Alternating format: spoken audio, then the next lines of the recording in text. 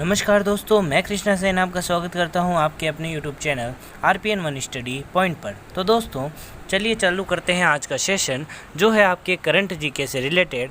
दोस्तों current GK के प्रश्न सभी प्रतियोगी परीक्षाओं में पूछे जाते हैं, तो ये आपके लिए बहुत ही ज़्यादा इंपॉर्टेंट होने वाले हैं दोस्तों। तो वीडियो को शेयर कर दीजिए जल्दी से जल्दी, अपने दोस्तों की संख्या बढ़ा दीजिए दोस्तों, जिससे ज़्यादा से ज़्यादा पढ़ने में अपन को क्या आएगा, मज़ा आएगा और इन क्वेश्चनों को याद करने में भी क्या होगी, आसानी होगी दोस्तों। तो जल्दी से जल्दी वीडियो को शेयर कर दीजिए और संख्या बढ़ा दीजिए दोस्तों। तो चलिए चालू करते हैं आज का सेशन। वीडियो पसंद आए तो वीडियो को लाइक करना ना भूलिएगा, चैनल पर नए हैं तो चैनल को सब्सक्राइब ज़रूर करें और हाँ, कमेंट कर ज़रूर बताइए कि आपको वीडियो कैसा लगा दोस्तों। तो चलिए चालू करते हैं आज के पहले प्रश्न से। उत्तर प्रदेश सरकार ने किस एयरपोर्ट का नाम बदलकर श्री राम के नाम पर रखने की घोषणा की है दोस्तों? तो आप सभी को पता होगा, यूपी के जो मुख्यमंत्री है योगी आदित्यनाथ जी, उन्होंने जो अयोध्या एयरपोर्ट है उसका नाम बदलकर श्री राम जी के नाम पर रखने की घोषणा कर दी है दोस्तों। चलिए चालू करते हैं आज का दूसरा क्वेश्चन। जल्दी से जल्दी वीडियो को शेयर कर दीजिए दोस्तों। विश्व साक्षरता दिवस कब मनाया जाता है? विश्व साक्षरता दिवस किस तारीख को मनाया जाता है दोस्तों? तो आपको ऑप्शन है 8 सितंबर, 12 अगस्त, 5 मार्च और 10 जनवरी। तो दोस्तों जैसा कि आपको स्क्रीन पर दिख पा रहा है, विश्व साक्षरता दिवस 8 सितंबर को मनाया जाता है दोस्तों। तो चलिए चालू करते हैं आज का तीसरा क्वेश्चन।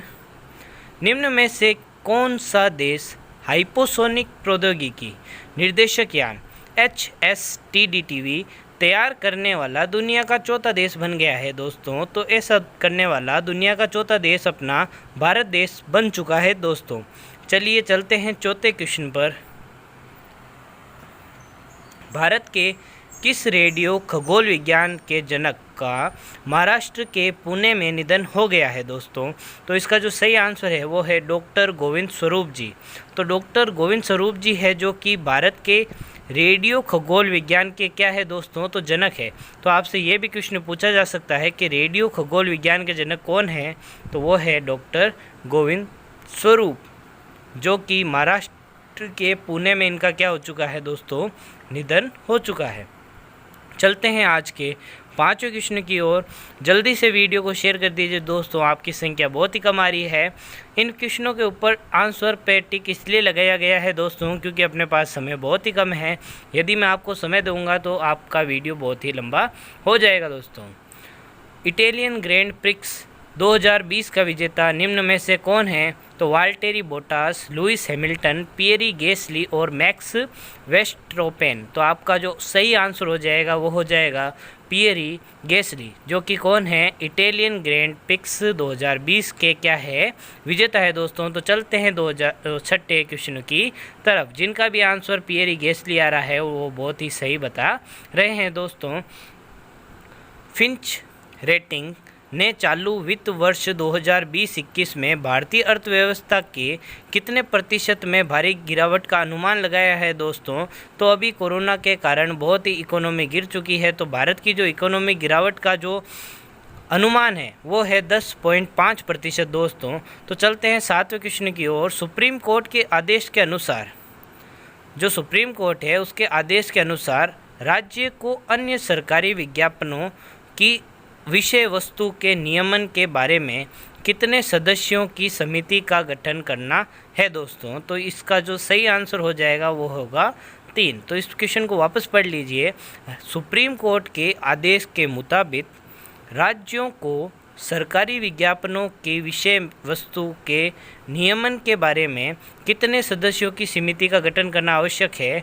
तो वो है 3 सदस्य, कम से कम 3 सदस्य होने जरूरी है दोस्तों। चलते हैं 8वें क्वेश्चन की ओर।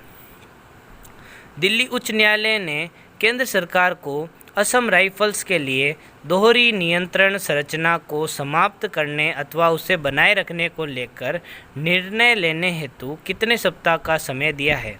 तो दोस्तों इस क्वेश्चन को ध्यान से पढ़िएगा। असम राइफल्स के बारे में ये क्वेश्चन है, पूर्वांचल के बारे में ये क्वेश्चन है, जो कि अभी हॉट ट्रेंडिंग टॉपिक में बना हुआ है। किसी न किसी कम्पिटिटिव एग्जाम में इससे रिलेटेड प्रश्न आपसे ज़रूर पूछा जाएगा। तो इसका जो सही आंसर है वो है 12 सप्ताह। चलते हैं अगले क्वेश्चन की ओर। किस राज्य सरकार ने हाल ही में एक पुरानी योजना SVAYEM श्यावन योजना को फिर से लॉन्च किया है? तो दोस्तों इसका जो सही आंसर होगा, तो क्योंकि पूर्वांचल से रिलेटेड आजकल खबरें बहुत ही ट्रेंडिंग में चल रही है, तो इसका जो सही आंसर होगा वो होगा असम। निम्न में से किस राज्य में पर्यटन को बढ़ावा देने हेतु नदियों में क्रूज चलाने की शुरुआत की गई है दोस्तों? तो इसका जो सही आंसर होगा वो होगा ओडिशा। ओडिशा सरकार द्वारा राज्य में पर्यटन को बढ़ावा देने हेतु नदियों में क्रूज चलाने की शुरुआत की गई है दोस्तों, तो ये आप हमेशा याद रखिएगा। चलते हैं 11वें प्रश्न की ओर। अमेरिका के जो राष्ट्रपति है डोनाल्ड ट्रंप को, उनको अभी एक पुरस्कार से नवाजा जाएगा जो है नोबल शांति पुरस्कार। जी हाँ दोस्तों, अमेरिका के राष्ट्रपति डोनाल्ड ट्रंप को नोबल शांति पुरस्कार के लिए नॉमिनेट किया गया है दोस्तों, तो आप इसे याद रखिएगा। चलते हैं अगले प्रश्न की ओर। EPFO ने पिछले वित्त वर्ष में निम्न में से कितने प्रतिशत ब्याज को 2 किस्तों में देने की घोषणा की है? EPFO ने पिछले वित्त वर्ष में निम्न में से कितने प्रतिशत ब्याज को 2 किस्तों में देने की घोषणा की है? तो दोस्तों वो है 8.5% या फिर 8.5% जो ब्याज है उसको 2 किस्तों में देने की घोषणा की है दोस्तों। चलते हैं 13वें क्वेश्चन की ओर।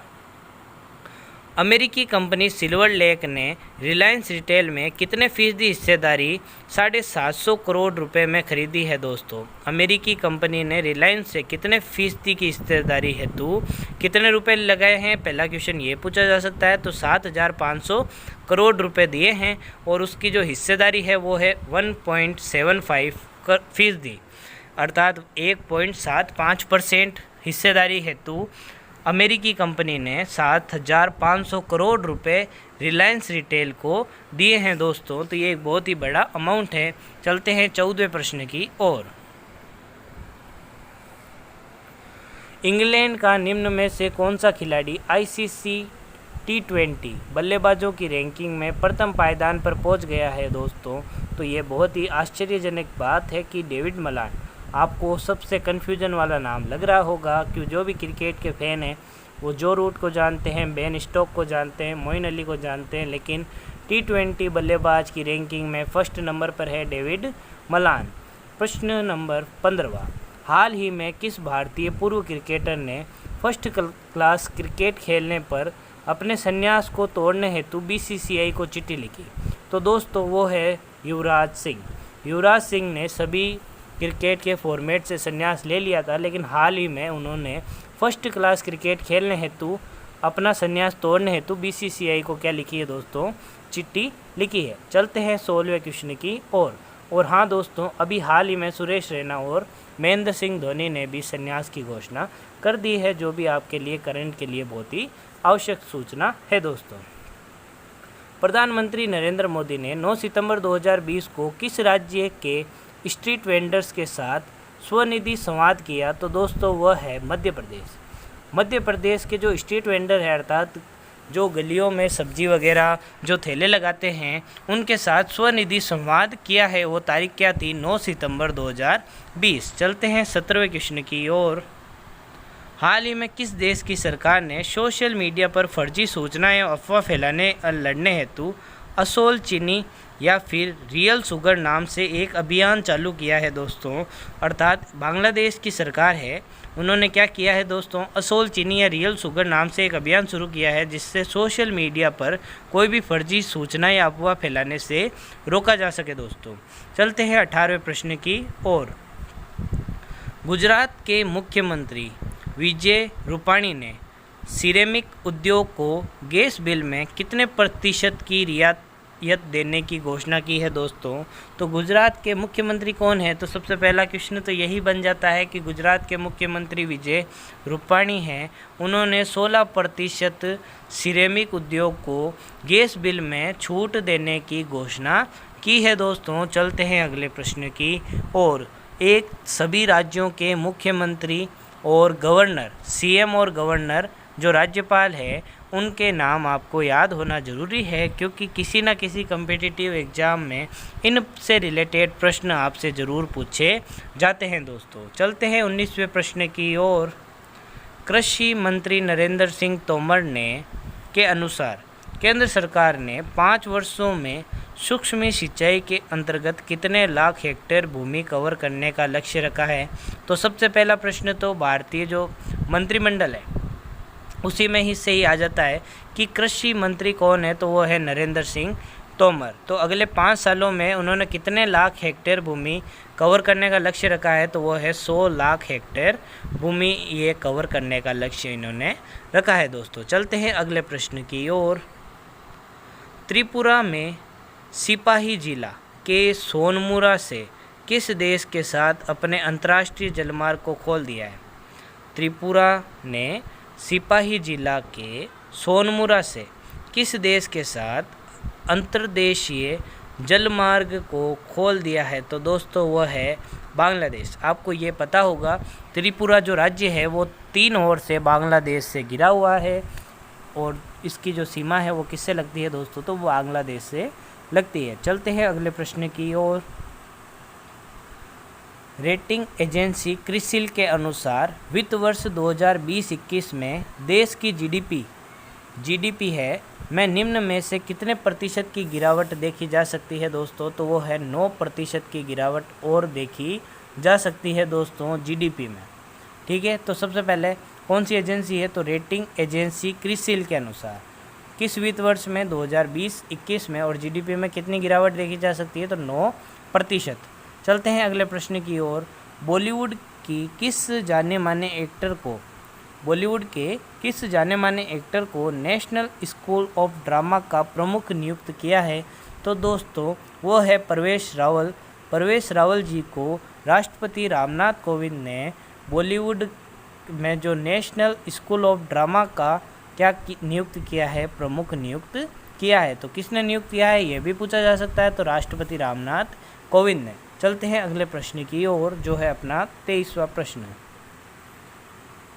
आर्थिक स्वतंत्रता सूचकांक में भारत 26 अंक के नुकसान के साथ अब किस स्थान पर पहुंच चुका है, तो अभी जो भारत का आर्थिक स्वतंत्रता सूचकांक है उसमें 105वें स्थान पर पहुंच गया है दोस्तों। विश्व में भारत का कौन सा स्थान है, तो 105वां स्थान है। चलते हैं अगले प्रश्न की ओर। याद रखिएगा ये प्रश्न, ऐसे स्थान भारत के कौन से स्थान पर है ये प्रश्न पूछे जा सकते हैं। कर्मचारी भविष्य निधि संगठन EPFO ने अपने खाताधारकों की दुर्घटना या बीमारी से होने वाली मौत के कारण उनके नॉमिनी को कितने लाख रुपए बीमा देने की घोषणा की है, तो दोस्तों ये बहुत ही इम्पोर्टेंट है कि जो EPFO है उसने अपने खाताधारक है तो कोई भी बीमारी या दुर्घटना के कारण यदि मौत हो जाती है तो नॉमिनी को 7 लाख का बीमा देने की क्या की है दोस्तों, घोषणा की है। तो चलते हैं अगले प्रश्न की ओर। केंद्र सरकार ने बिहार के कितने करोड़ रुपए की लागत वाली मुंगेर भागलपुर राष्ट्रीय राजमार्ग सड़क के निर्माण को मंजूरी दी है, तो केंद्र सरकार ने बिहार में जो मुंगेर भागलपुर राष्ट्रीय राजमार्ग सड़क हेतु 971 करोड़ रुपए की मंजूरी दी है दोस्तों। तो ये बहुत ही अच्छा प्रश्न है। चलते हैं 26वें प्रश्न की ओर।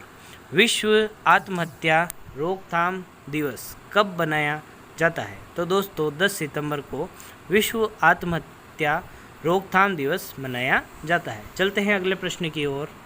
हिंद प्रशांत क्षेत्र के सहयोग बढ़ाने के उद्देश्य से हाल ही में भारत, ऑस्ट्रेलिया और किस देश के बीच में त्रिपक्षीय वार्तालाप का आयोजन किया गया, तो हिंद और प्रशांत जो क्षेत्र है उसमें सहयोग बढ़ाने हेतु भारत, ऑस्ट्रेलिया और तीसरा जो देश था वो आपसे पूछा गया है। तो एक तो देश था भारत, एक था ऑस्ट्रेलिया और तीसरा देश था दोस्तों फ्रांस।